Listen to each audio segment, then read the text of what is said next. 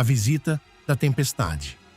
O vento uivava como um animal ferido, açoitando as janelas de carvalho do velho casarão no topo da colina.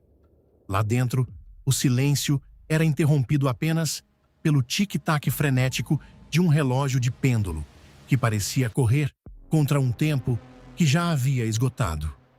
Joana segurava uma única vela, a chama tremulando violentamente a cada lufada de ar que escapava pelas frestas. Ela conseguia ouvir a própria respiração, acelerada, competindo com o som da tempestade lá fora.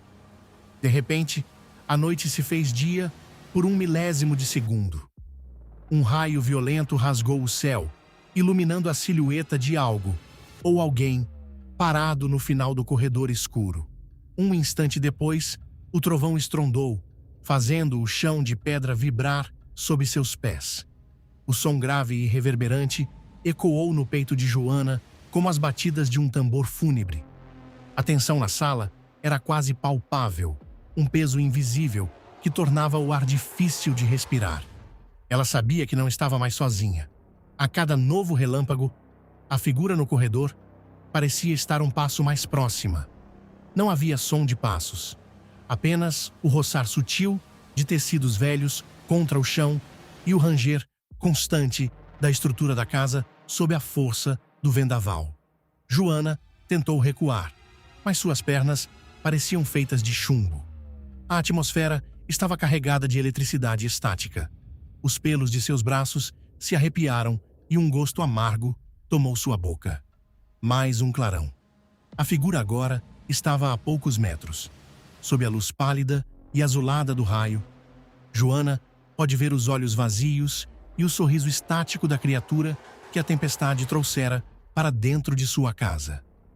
O próximo trovão não foi apenas um barulho, foi o som do fim. E, quando a escuridão voltou, a vela se apagou de vez.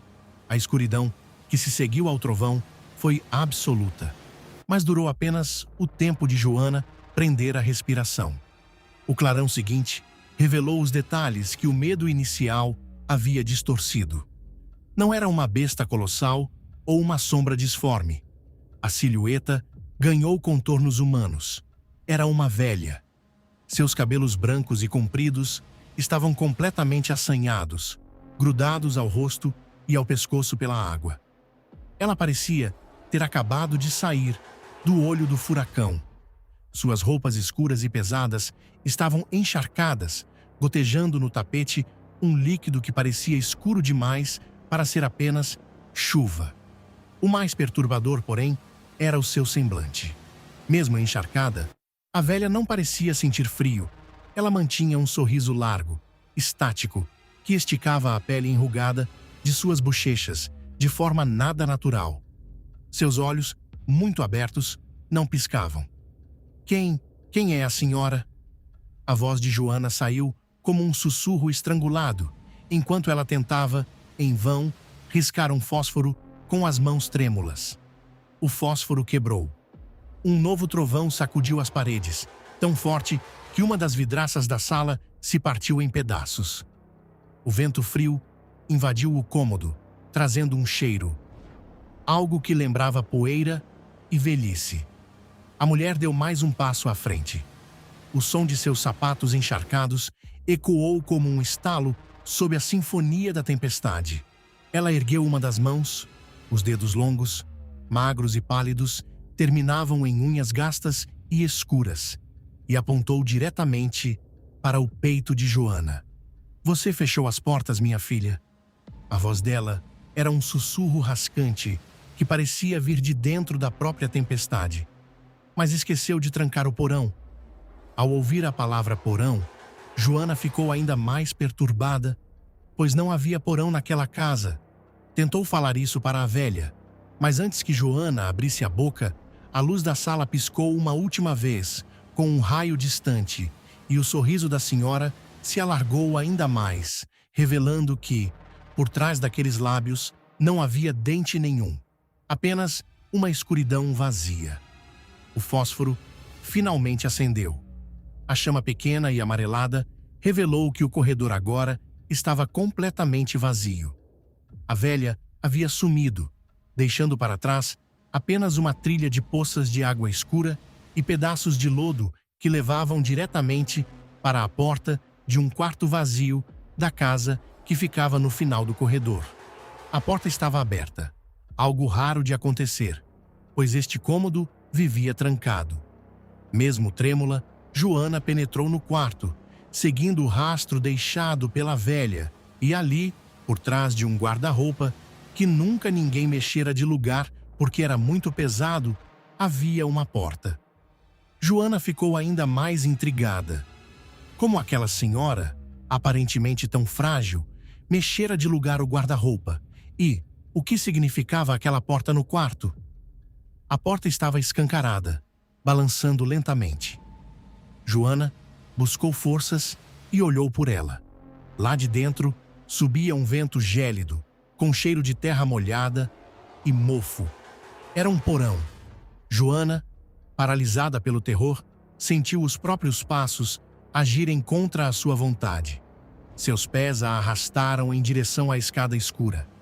A cada degrau que descia, o som dos trovões lá fora diminuía, sendo substituído por um gotejar rítmico, pesado e ecoante.